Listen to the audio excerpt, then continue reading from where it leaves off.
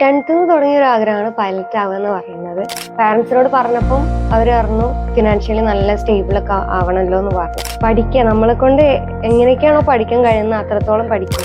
നമ്മളെ കഴിവിനാൽ എന്തൊക്കെ നേടാൻ പറ്റും അത് നമ്മൾ നേടി കാണിച്ചു കൊടുക്കുക പാരൻസ്. കോക്പിറ്റ് വ്യൂ എന്ന് പറയുമ്പോൾ നമുക്ക് ഇങ്ങനെ ചുറ്റോടി ചുറ്റും ഇങ്ങനെ കാണാൻ കഴിയും. നമ്മൾ ആദ്യം ഒരു ഡ്രീം കാണുക. പ്രിയപ്പെട്ടവരെ, നമ്മുടെ മുന്നിലിരിക്കുന്നത് മറിയം ജുമാനയാണ്.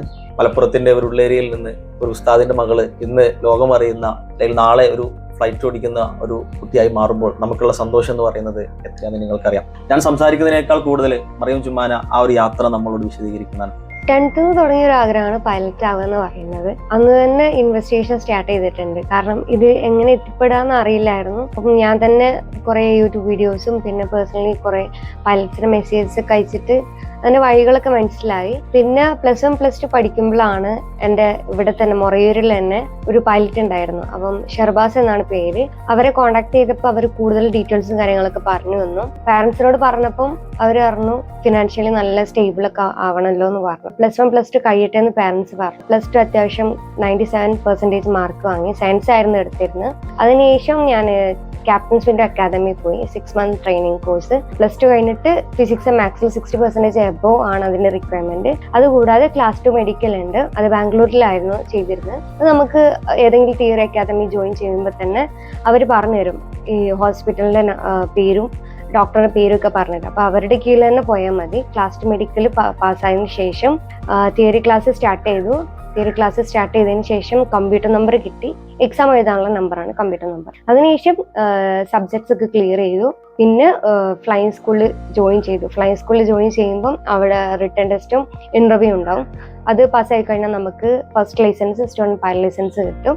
അപ്പോൾ അത് കിട്ടിയതിന് ശേഷം നമുക്ക് ഫ്ലൈയിങ് സ്റ്റാർട്ട് ചെയ്യാൻ പറ്റും. പിന്നെ അതുകൂടാതെ FRTO റെസ്ട്രിക്റ്റഡ് എന്ന് പറഞ്ഞിട്ടുള്ള ഒരു എക്സാമും കൂടെ ഉണ്ട്. കമ്മ്യൂണിക്കേഷൻ ആണ്. കാരണം പൈലറ്റിന് കമ്മ്യൂണിക്കേഷന് ഡിഫറെൻ്റ് ആണ്. അപ്പോൾ അതിൻ്റെ ലൈസൻസ് ആണ് FRTO റെസ്ട്രിക്റ്റഡ്. അതും കൂടെ നമ്മൾ എക്സാം എഴുതും. പിന്നെ ഞാനിപ്പോൾ ജസ്റ്റ് 7 hours മാത്രമേ കംപ്ലീറ്റ് ആയിട്ടുള്ളൂ. 200 hours എനിക്ക് കംപ്ലീറ്റ് ചെയ്യാനുണ്ട്.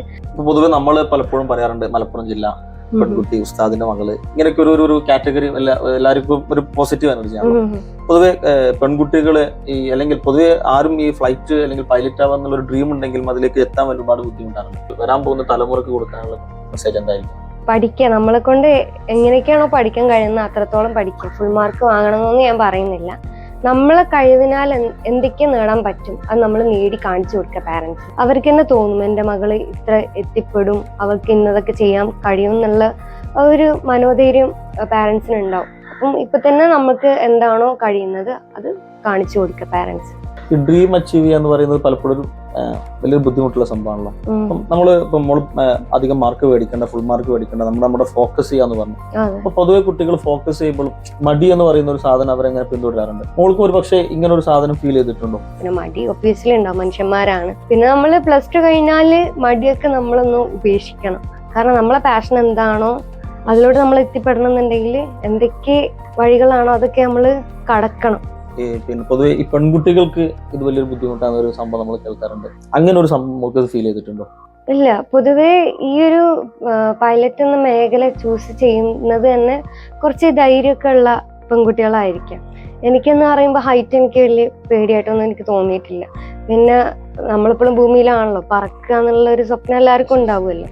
അപ്പം എനിക്ക് പൊതുവെ കുറച്ച് ഉയരത്തിൽ എത്തിപ്പെടണം എന്നുള്ള ആ ഒരു മൈൻഡ് സെറ്റാണ്. അത് എല്ലാവർക്കും പൊതുവെ അങ്ങനെ ഉണ്ടാവണമെന്നില്ല, എല്ലാ പെൺകുട്ടികൾക്കും അങ്ങനെ ഉണ്ടാവണമെന്നില്ല. അപ്പം അങ്ങനെയുള്ള ആ ഒരു ക്യാരക്ടറുള്ള പെൺകുട്ടികൾക്ക് എന്തായാലും പൈലറ്റ് എന്നുള്ള ജോലി എന്തായാലും ഇഷ്ടപ്പെടും. പിന്നെ പെൺകുട്ടിയാണ്, അവർക്ക് ഈ ഫ്ലൈറ്റ് ഓടിക്കാനുള്ള കഴിവ് അത്ര ഒന്നും എത്തിപ്പെടൂല പൊതുവെ ഒബ്വിയസ്ലി സൊസൈറ്റി അങ്ങനെ പറയും. പക്ഷെ നമ്മൾ സൊസൈറ്റിനെ നോക്കേണ്ട ആവശ്യമൊന്നുമില്ല. നമ്മളെ മൈൻഡ് എന്താണോ, നമ്മളെ കഴിവ് എന്താണോ, നമ്മൾ അതിൽ ഉറച്ചു നിൽക്കും. ഫ്ലൈറ്റ് ഓടിക്കുന്ന സമയത്ത് ഒരു എക്സ്പീരിയൻസ് എന്താ? ആകാശത്തിലൂടെ ഇങ്ങനെ പോവുക, അവിടെ നമ്മളിപ്പോൾ സാധാരണ ഫ്ലൈറ്റ് യാത്രകൾ ചെയ്യാറുണ്ട്. പക്ഷെ ഓടിക്കുന്ന സമയത്തുള്ള ഒരു എക്സ്പീരിയൻസ്, നമ്മളിങ്ങനെ പുറത്ത് കാണുമ്പോൾ തോന്നുന്ന ഒരു ഫീല്, അതൊക്കെ എന്തായിരുന്നു? ആസ് എ പാസഞ്ചർ എന്ന നിലക്ക് നമുക്ക് വിൻഡോയില് സൈഡ് മാത്രമല്ലേ കാണാൻ പറ്റുള്ളൂ. പക്ഷെ കോക്പിറ്റ് വ്യൂ എന്ന് പറയുമ്പോൾ നമുക്ക് ഇങ്ങനെ ചുറ്റോടി ചുറ്റും ഇങ്ങനെ കാണാൻ കഴിയല്ല. അപ്പൊ അത് വല്ലാത്തൊരു എക്സ്പീരിയൻസ് ആണ്. നമ്മൾ പൊതുവെ ഇപ്പോഴത്തെ ജനറേഷൻ എന്ന് പറയുമ്പോൾ തന്നെ പാരന്റ്സിന് ഒരു പേടിയാണ്. കാരണം കാലഘട്ടം മോശമാണ്. എല്ലാ കാലഘട്ടത്തിലും അന്നത്തെ പാരന്റ്സ് പറയുന്ന ഒരു സാധനമാണ് ഇങ്ങനെ ഈ പുതിയ തലമുറ എങ്ങനെ ജീവിക്കും എന്നൊരു ടെൻഷൻ എപ്പോഴും ഉണ്ട്. പക്ഷെ പുതിയ ജനറേഷന് ഒരുപാട് ഓപ്പർച്യൂണിറ്റി ഉണ്ട്. പക്ഷെ പലരും ഒരു ഓപ്പർച്യൂണിറ്റി കുറവാണെന്ന് പറഞ്ഞിട്ട് അങ്ങനെ ഒതുങ്ങി കൂടുന്ന ഒരു സാഹചര്യം പല കുട്ടികളും കാണാറുണ്ട്. അപ്പൊ കുട്ടികളോട് പിന്നെ മോൾക്കൊരു 19 വയസ്സുകാരി ഈ പിന്നെ ഇപ്പോൾ ഉള്ള +1 +2 കുട്ടികളോട് അല്ലെങ്കിൽ മോളുടെ ജൂനിയേഴ്സിനും അവർക്ക് കൊടുക്കാനുള്ള ഒരു മെസ്സേജ് എന്താണ്? നമ്മൾ ആദ്യം ഒരു ഡ്രീം കാണും, അതിനനുസരിച്ച് അതിന്റെ വഴികൾ എന്താന്ന് സെർച്ച് ചെയ്തിട്ട് അതിന്റെ പിന്നാലെ പോരെ പാരന്റ്സ് സപ്പോർട്ടീവ് ആയി. ഇപ്പൊ മോൾക്ക് ഒരുപാട് പിന്നെ ഫേസ് മോൾ എത്തിയിട്ടുണ്ടാവും. സ്ട്രഗ്ലിംഗ് തന്നെ ആയിരിക്കും അധികം ഉണ്ടാവുക. ചിലപ്പം പിന്തിരിയേണ്ടി വന്നിട്ടുണ്ടാവും. ഈ സമയത്തൊക്കെ മോൾക്ക് ഒരു മോട്ടീവായി തോന്നിയത് എനിക്ക് അച്ചീവ് ചെയ്തേ പറ്റൂ, അല്ലെങ്കിൽ എന്റെ സമൂഹത്തിലേക്ക് ഇത് എനിക്ക് എത്തണം എന്നുള്ളൊരു സാധനം മോൾക്ക് ഏതൊരു എവിടുന്നാണ് അങ്ങനെ ഒരു സാധനം വന്നത്? അതെന്റെ പാരന്റ്സിന്റെ അടുത്തുനിന്ന് തന്നെയാണ്. ഉമ്മയാണ് പ്രത്യേകിച്ചും ആ ഒരു മോട്ടിവേഷൻ എനിക്ക് നൽകാൻ. പാരന്റ്സ് എന്ന് പറയുന്ന ഒരു സാധനം ഒരു സ്ട്രെങ്ത് തന്നെയാണ്.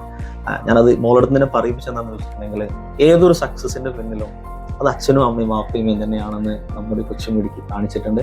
എന്തായാലും എനിക്ക് പറയാനുള്ളത്, മക്കളെ നിങ്ങളൊന്നും പേടിക്കണ്ട. നിങ്ങളുടെ ആഗ്രഹം അത് നിങ്ങളുടെ ഒരു ഫെസിലിറ്റി ഒരു പ്രശ്നമല്ല. ഇതിന് നമ്മുടെ മറിയം ജുമാൻ അതിന് വലിയൊരു എക്സാമ്പിളാണ്. എന്തായാലും മോൾക്ക് എത്രയും പെട്ടെന്ന് ദൈവം അള്ളാഹു സുബ്ഹാനഹു വ തആല ആ ഒരു അച്ചീവ്മെന്റിൽ എത്താൻ സഹായിക്കട്ടെ എന്ന് പ്രാർത്ഥിക്കുകയാണ്. ഒരുപാട് സപ്പോർട്ട് ഉണ്ട്. നമുക്ക് എന്തുണ്ടെങ്കിലും നമ്മളുമായിട്ടൊക്കെ കണക്ട് ചെയ്യാം. നമ്മൾ മോളെ കൂടെ ഞങ്ങളുടെയും ഒരു ആവശ്യമാണ്. നമ്മുടെ നാട്ടിൽ നിന്ന് ഒരു പൈലറ്റ് വരണം, അതൊരു പെൺകുട്ടി തന്നെ ആവണം. മറിയം ജുമാനൊക്കെ അതിന് സാധിക്കട്ടെ എന്ന് പ്രാർത്ഥിക്കുന്നു. Thank you.